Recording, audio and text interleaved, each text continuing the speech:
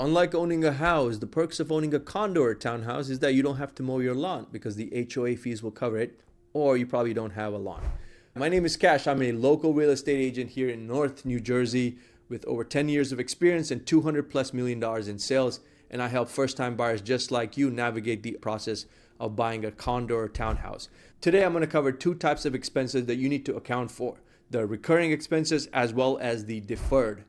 The recurring expenses are going to be your HOA bill, your homeowner's insurance, as well as your property taxes, which is pretty straightforward. But I'm also going to point out a few hidden expenses within each of those categories that might pop up. The second is the deferred maintenance. This is having a plan until you get punched in the face. This is going to be those one-time expenses that you might not have accounted for.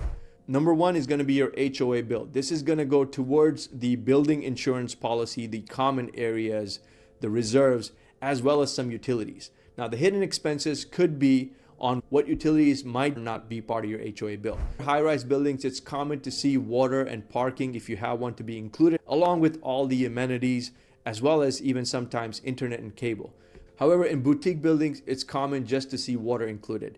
And if you're considering a townhouse, you might not have any of the utilities included whatsoever, and you'll have separate bills for water, gas, and electric, and even garbage. Number two, insurance. This is separate from the master insurance policy that's part of your HOA bill that covers the common areas. A lender is going to require you to have a separate HO6 or walls-in coverage that's going to cover all the expensive things in your condo or townhouse, such as jewelry, electronics, whatever you might have. The hidden insurance expenses could be related to flood coverage.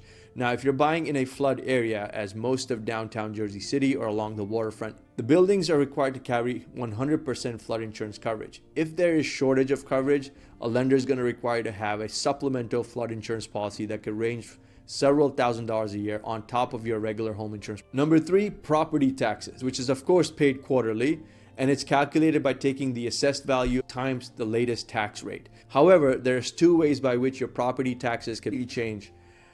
An abatement is supposed to be a benefit to the owners because it's supposed to be a discount on the taxes. However, in Jersey City, there's 30-year abatements that are pegged to the highest sale price. So if you're paying higher than the previous owner, your taxes might actually go up.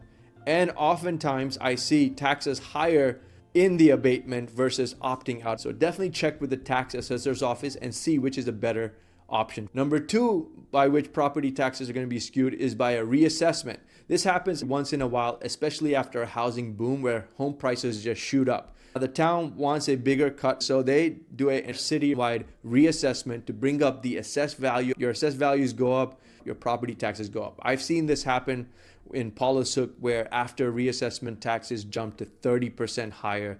If you're buying in a hot town, make sure you understand if there's a town-wide reassessment coming up. Now that we covered the three common recurring expenses and the hidden expenses within, let's look at the deferred expenses. These are the expenses that come out of left field.